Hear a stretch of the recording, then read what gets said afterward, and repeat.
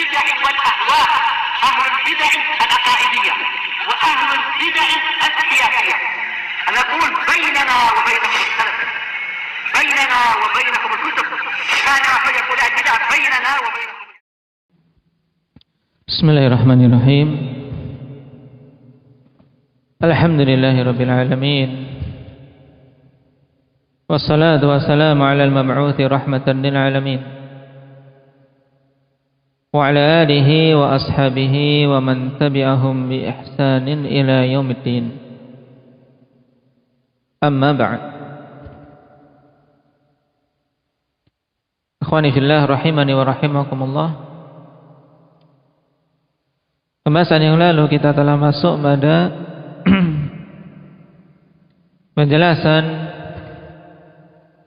salah satu usul dari usul ahli sunnati wal jamaah berhubungan dengan itsbatus sifat wa nafiha. Naam, berhubungan dengan pokok-pokok ahli sunnati wal jamaah dalam permasalahan itsbat dan dalam permasalahan nafi. Baik. Yang menjadi asal dalam permasalahan itsbat apa? Yang kita ambil kemarin, Ridwan. Al-aslu fil itsbat al-itsbatul mufassal. Yang merupakan asal dalam itsbat itu yaitu dengan itsbat mufassal, itsbat secara terperinci. Sedangkan yang menjadi hukum asal dalam permasalahan nafi apa? Inda Hudzaifah. Nah, mujmalan, yaitu nafi mujmal.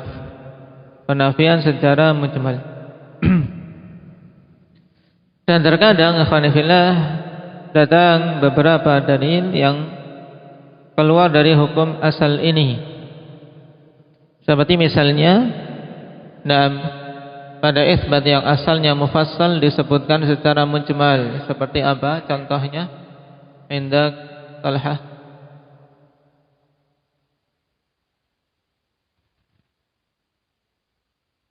Contoh itsbat mujmalan.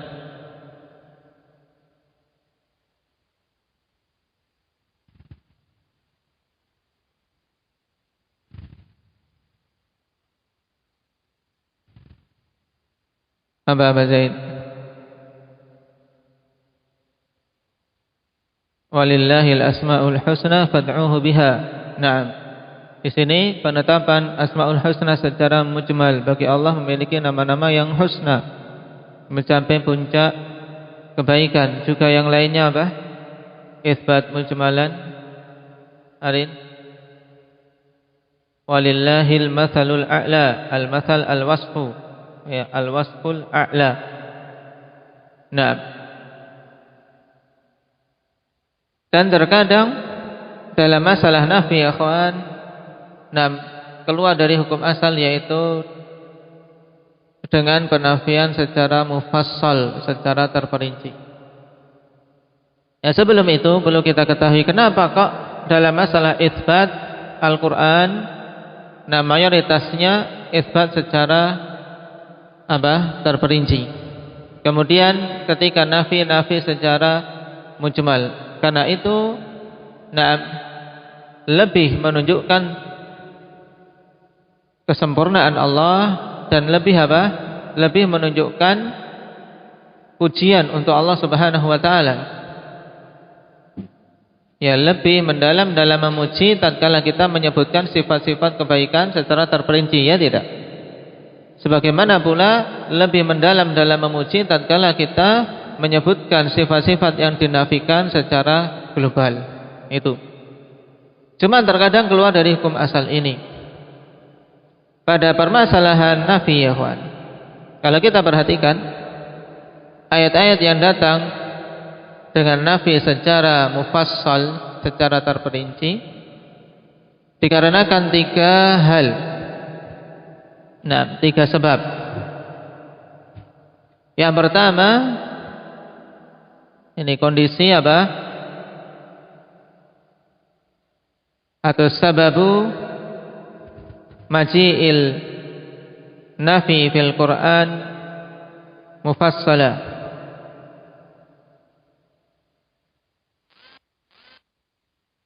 Al-awal, ya, sebab-sebab datangnya penafian di dalam Al-Quran secara terperinci. Nah, al-awal nafyu madda'ahul kadhibuna fi haqqihi subhanahu wa ta'ala. Untuk meniadakan apa-apa yang dituduhkan oleh para pendusta berhubungan dengan hak Allah subhanahu wa ta'ala. Nah, jadi ditolak, sehingga didatangkan penafian secara terperinci. Seperti pada ayat di surat Al-Mu'minun ayat 91, mattakhadallahu min walad, mattakhadallahu min waladin. Allah tidaklah mengambil anak satupun. Kenapa? Karena para pendusta mengatakan apa? Allah memiliki anak. Ini yang pertama. Untuk apa? Untuk menolak apa yang dituduhkan oleh para pendusta berhubungan dengan hak Allah. Ini mudahnya. Yang kedua, daf'u tawahumi naqsin fi kamalihi. Daf'u tawahumi naqsin fi kamalihi, yaitu untuk menolak gambaran yang salah berupa adanya kekurangan pada sifat kesempurnaan Allah subhanahu wa ta'ala. Untuk menolak gambaran yang salah berupa adanya sifat kekurangan pada kesempurnaan Allah subhanahu wa ta'ala. Misalnya apa, ikhwan? Seperti pada surat Qaf, walaqad khalaqnas samawati wal arda wama bainahuma fi sittati ayyam. Ketika Allah mengatakan ini, Allah telah menciptakan langit-langit dan bumi serta apa saja di antara keduanya pada 6 hari, pada waktu 6 hari. Dikhawatirkan muncul gambaran yang keliru tentang apa? Tentang adanya kekurangan, bahwasanya Allah setelah menciptakan itu capek. Ya kan? Capek dalam menciptakan langit dan bumi. Maka Allah subhanahu wa ta'ala segera apa? Segera katakan setelahnya untuk menolak adanya gambaran keliru ini, wa ma massana min lughub, dan tidak menimpa kami kelelahan sedikit pun. Ini sebab yang kedua, yaitu untuk apa tadi? Daf'u tawahhumi nafsin fi kamali. Kemudian yang ketiga, kaunus sifati kamalan indal makhluk fayutawahhamu kamaluha fi haqqihi ta'ala fayamfiha. Kondisi suatu sifat itu merupakan kesempurnaan di sisi makhluk, sehingga dimungkinkan adanya gambaran yang keliru bahwasanya itu juga sempurna bagi Allah subhanahu wa ta'ala, sehingga Allah tiadakan agar tidak muncul gambaran yang keliru tadi. Nah, ini alasan ketiga, kaunus sifati kamalan indal makhluk, yaitu kondisi suatu sifat merupakan sifat kesempurnaan untuk para makhluk, fayutawahhamu kamaluha fi haqqihi ta'ala, sehingga muncul apa? Gambaran keliru, disangka sifat itu juga apa? Sempurna kalau ada pada Allah. Paham? Pahami dulu baru antum nanti tulis. Nah, yang ketiga ini, ikhwan, sebab kenapa kok datang penafian secara rinci. Nah, yang ketiga apa?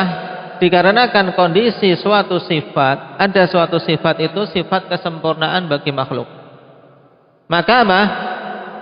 Muncul gambaran keliru bahwasanya itu juga merupakan sifat kesempurnaan bagi Allah. Maka Allah tiadakan agar tidak muncul gambaran keliru ini. Seperti apa? Misalnya punya anak. Punya anak bagi para makhluk sifat kesempurnaan atau kekurangan? Ayo. Kesempurnaan. Orang yang tidak punya anak itu yang kurang. Ada apa? Ada kekurangan padanya.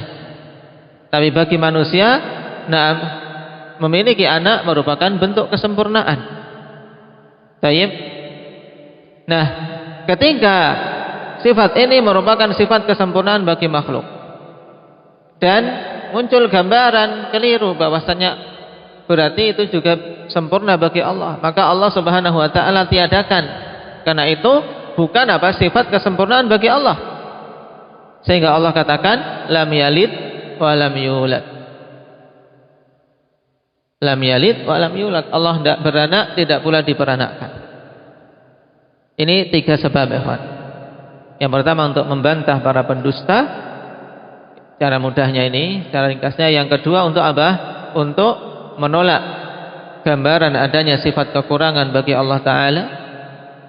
Kemudian yang ketiga apa? Untuk menolak suatu sifat kesempurnaan pada makhluk, tapi apa? Tapi penerapannya pada Allah Subhanahu wa taala itu bukan kesempurnaan. Itu intinya.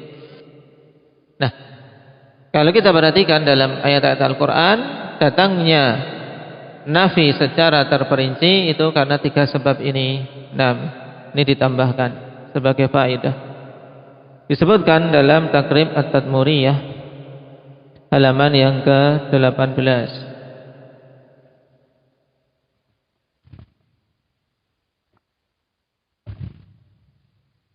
Sekarang kita lanjutkan.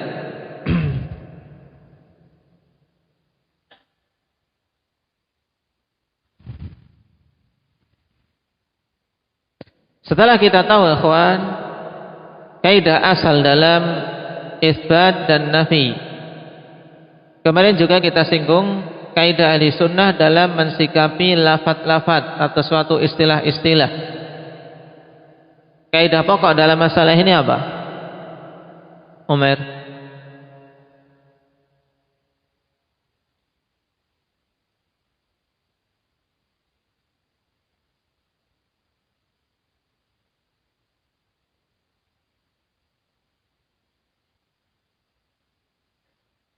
Yang pertama, dalam kita memilih lafaz berarti dalam mengungkapkan, hendaknya kita apa? Ketika mengungkapkan suatu kebenaran, ya kita ungkapkan dengan lafaz-lafaz yang syar'i, nabawi, ilahi. Nah, lafaz-lafaz yang syar'i ketika kita ingin mengungkapkan suatu kebenaran. Itu asalnya. Yang kedua, apabila datang lafaz-lafaz yang baru, memiliki makna yang apa? Yang mujmal, yang global, maka bagaimana kita mensikapinya? Abah Abdul Razak. Nah, yang pertama kita berpaling dari lafaz tersebut secara global dulu. Aku tidak terima lafaz ini. Lafaznya, aku tidak terima. Cuman maksudmu apa? Yang kedua kita tanya maksudnya. Nah, kalau maksudnya benar, kita terima maksudnya. Cuman kita katakan lafaz itu lafaz yang mubtada, yang diada-adakan. Ganti lafaz yang sesuai dengan syariat. Kalau maknanya batil, maka kita tolak maknanya dan juga tolak lafaznya. Baik. Sekarang kita lanjutkan.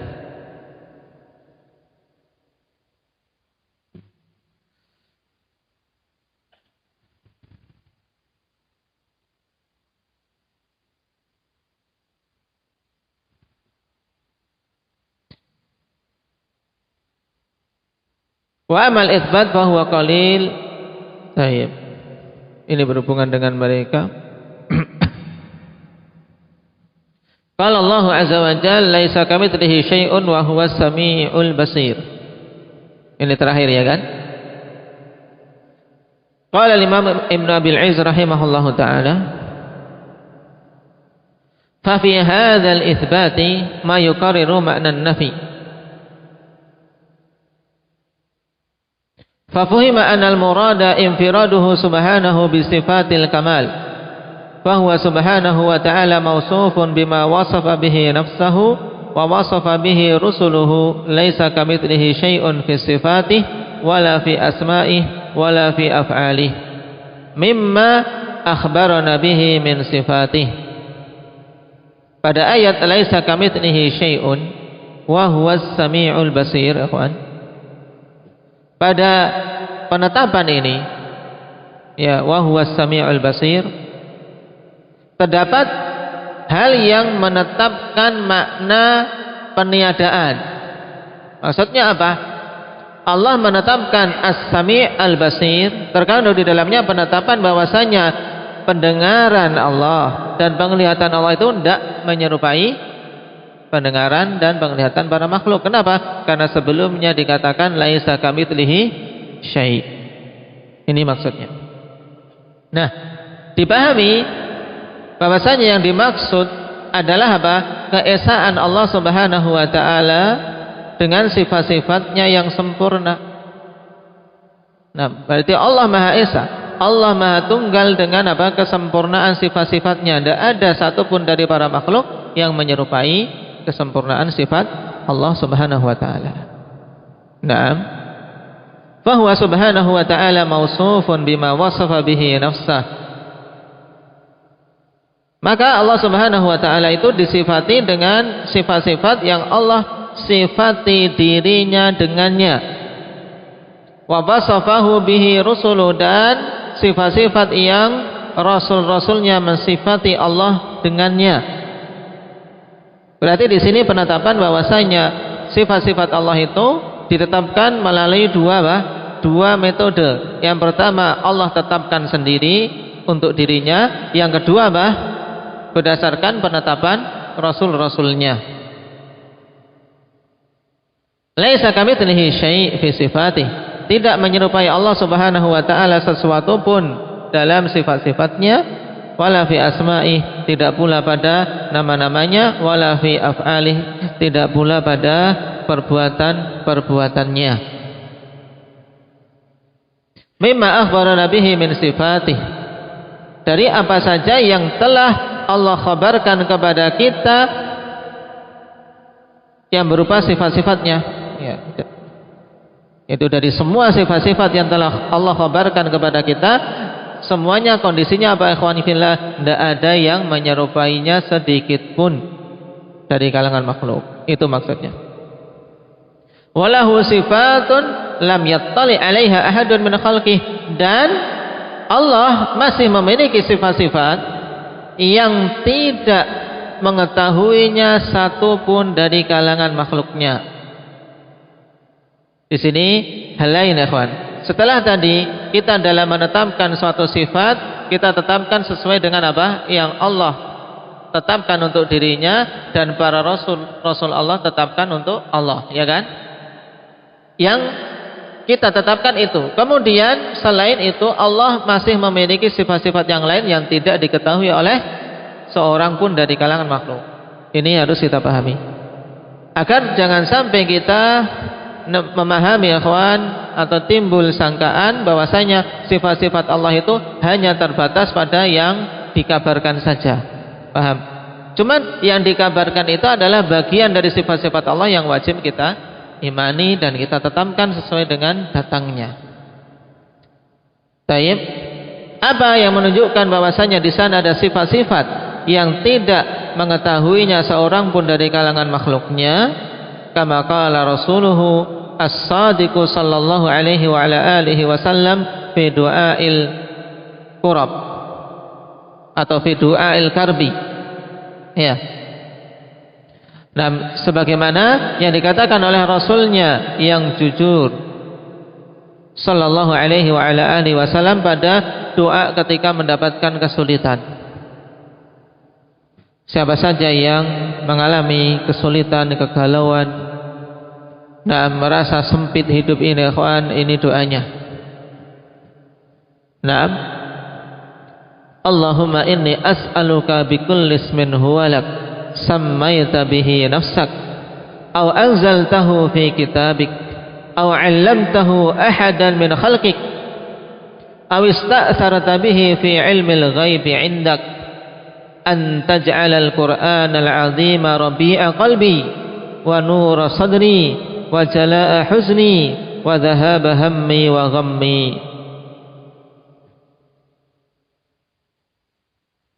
Ya Allah, perhatikan doa yang agung ini ya kawan. Adapun sanadnya kawan, nah hadis ini derajatnya hasan, dikeluarkan oleh Imam Ahmad, demikian pula Al-Hakim dari Abdullah bin Mas'ud radhiyallahu anhu. Memang pada hadis ini ada pembicaraan ya kawan. Taib, pembicaraan dari dua sisi. Agar kita paham, karena di sana ada yang mendhaifkan hadis ini, sehingga kita punya hujah kuat tentang apa? Naam, bahwasanya hadis sabit. Taib. Jadi dibicarakan dari dua sisi. Yang pertama, naam, dikatakan oleh Imam Az-Zahabi, Abu Salamah Al-Juhani la yudra manhu. Pada sanadnya ada Abu Salamah Al-Juhani, tidak diketahui siapa ini. Baik.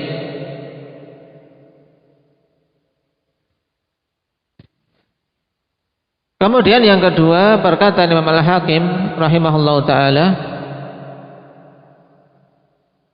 karena padanya penetapan, beliau katakan sahihun ala syarti Muslim in salima min irsali Abdurrahman bin Abdullah an abihi fa innahu mukhtalafun fi sama'ihi an abihi.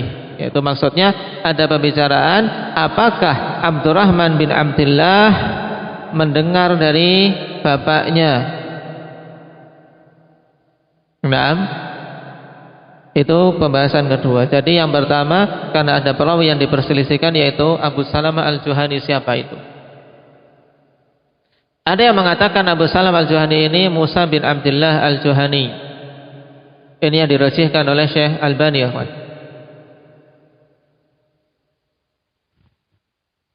Naam.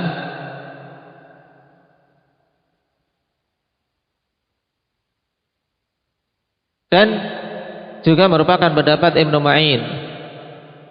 Beliau menyangka nama Abu Salamah karena kunyah ya kawan, sehingga butuh tahu namanya siapa. Jadi Ibnu Ma'in menyangka namanya Musa bin Abdullah. Cuman Musa bin Abdullah ini masyhur dengan kunyah Abu Abdullah, bukan Abu Salamah. Makanya yang lain mengatakan itu adalah orang lain, yaitu Abu Salamah Al-Juhani ini orang lain.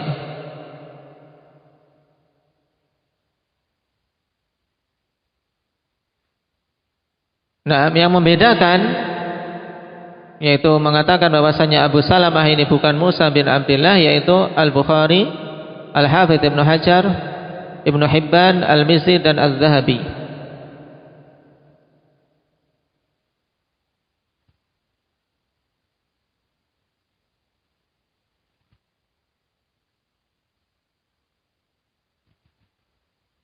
Nah, sehingga masih belum bisa ya kawan dikatakan bahwasanya Musa bin Abdullah itulah Abu Salamah Al-Juhani yang disebutkan dalam hadis ini.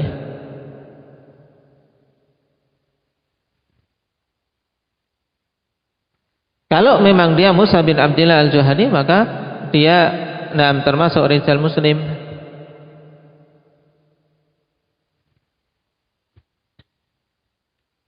Adapun tuduhan atau sangkaan akan adanya keterputusan antara Abdurrahman bin Abdullah dan bapaknya,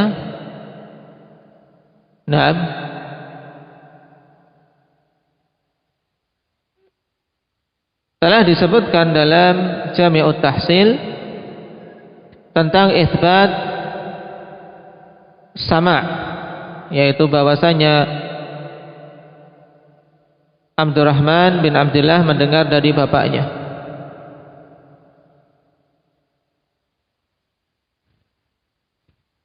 Berarti sangkaan Imam Al-Hakim ditolak.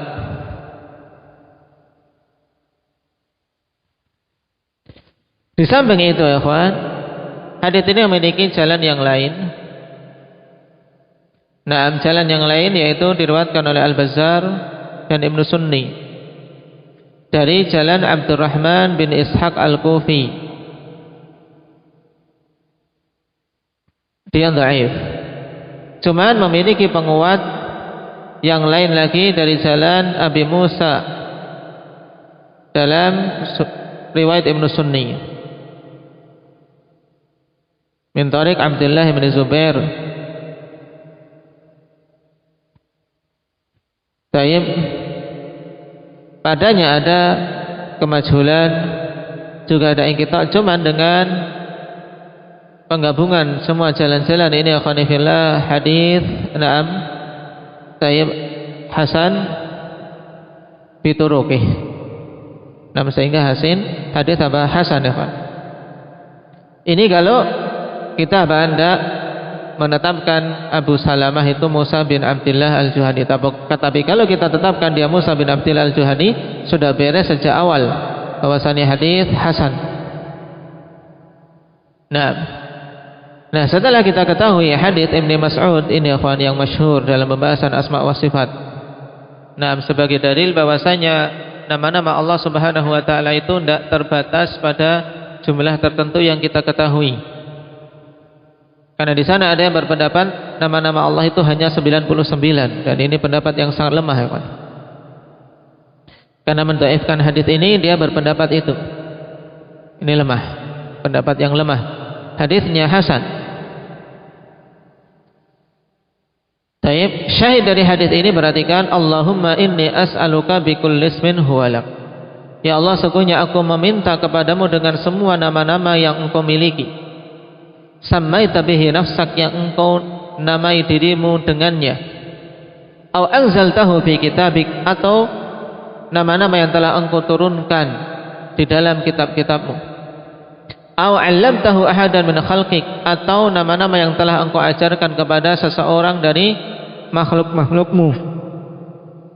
Aw ista'tharta bihi fil ilmil ghaibi indak, atau nama-nama yang engkau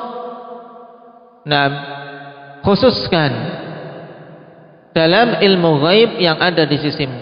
Dalam artian tidak diberitahukan kepada siapapun.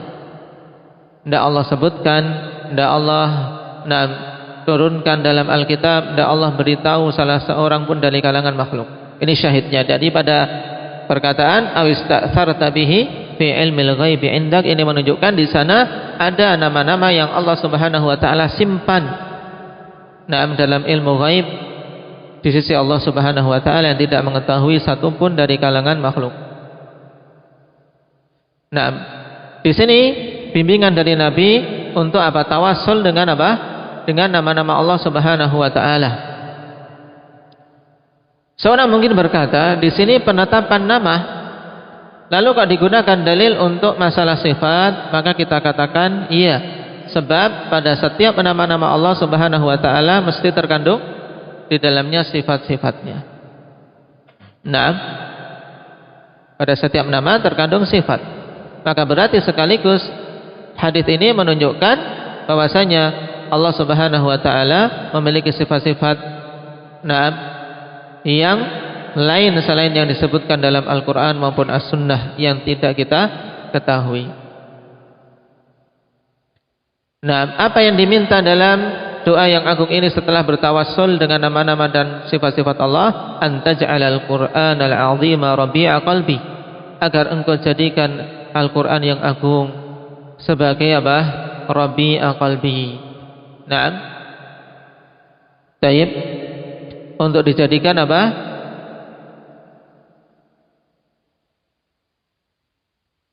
Agar Al-Qur'an itu menjadi penghidup hatinya, menjadi hatinya itu hidup dengan Al-Quran. Nah, kalau Syekhuna Ibn Hizam al-maksud anal Qur'ana hayatu qalbih, bahwasanya Quran itu adalah kehidupan hatinya, agar dijadikan Quran itu sebagai apa? Kehidupan hatinya, sehingga apa? Hatinya nyaman ketika membaca Al-Quran dan gelisah ketika apa? Meninggalkannya. Wa nura sadri, dan sebagai penerang dadaku. Wa jalaa huzni, dan sebagai apa? sebagai penghilang kesedihanku, wa dhahaba hammi wa ghammi, dan sebagai penghilang kegalauan dan kesedihanku. Naam. Baik. Wa sayati tanbihu ala fasadi tariqatihim fi sifati insyaallah taala, dan akan datang dan tanbih tentang rusaknya metode ahlul kalam dan ahlul bidah yang lainnya dalam permasalahan sifat-sifat insyaallah taala. Walaysa qaulu Syekh rahimahullahu taala wala syai'a yu'jizuhu minan nafyil madmum. Kemudian ditanbih di akhir syarah ikhwan, nah bukanlah perkataan Syekh yaitu Imam At-Tahawi wala syai'a yu'jizuhu termasuk dalam nafi yang dicela. Kenapa? Fa innallaha ta'ala qala wa ma kana Allahu liyu'jizahu min syai'in fis samawati wala fil ard innahu kana aliman qadira. Tidaklah Allah Subhanahu wa taala ada sesuatu pun yang menjadikan dia tidak mampu. Nah, di langit-langit dan di bumi, sungguhnya dia itu aliman qadira. Nah, tidak ada sesuatu pun yang menjadikan Allah tidak mampu. Fanabbaha Subhanahu wa taala fi akhiril ayah ala dalil intifa'il ajz.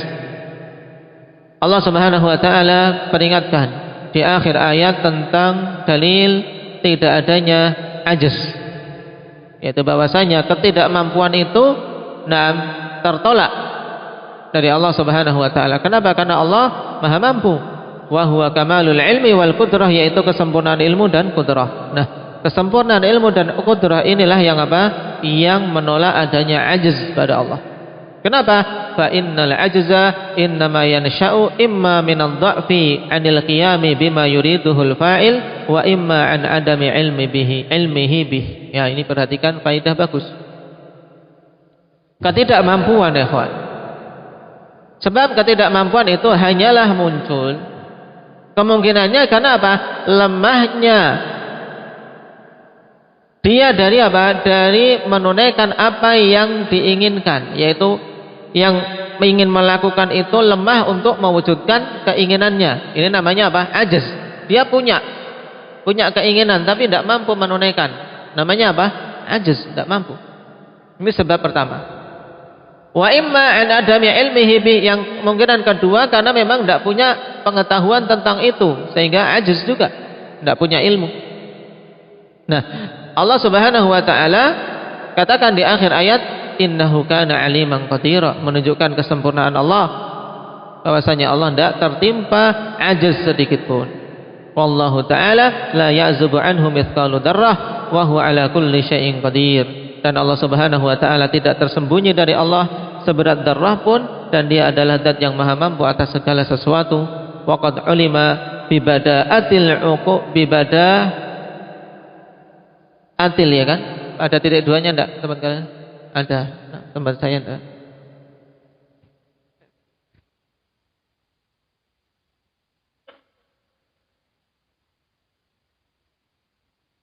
Naam, waqad ulima bi bada'atil uquli.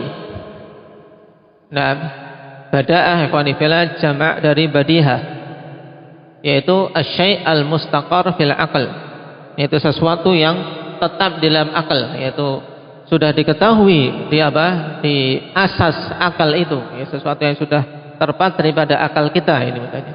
Nah, telah diketahui dengan bahasa kita berarti apa? Merupakan perkara yang terpatri dalam akal kita dan fitrah kita. Ini. Wa qad ulima bi bada'atil uquli wal fitri kamalu qudratihi wa ilmihi. Ya, telah terpatri pada pengetahuan kita, ya, pada akal kita dan fitrah kita tentang kesempurnaan kudrah Allah dan ilmu Allah. Fantafal ajzu, sehingga apa? Tidak ada yang namanya ketidakmampuan bagi Allah. Tayyib. Lima bainahu wa bainal qudrati minat tadad, dikarenakan antara ajz dan qudrah itu saling bertentangan. At-tadad yaitu perkara yang bertentangan yang tidak mungkin disinkronkan, ya kawan. Namanya tadad. Sesuatu yang bertolak belakang. Wa li'anna al-ajiz la yasluhu an yakuna ilahan, dikarenakan yang tidak mampu tidak pantas untuk menjadi ilah. Ta'ala Allahu an dzikri dzalika 'uluwan kabira. Maha tinggi Allah dari menyebutkan yang demikian itu dengan ketinggian yang agung.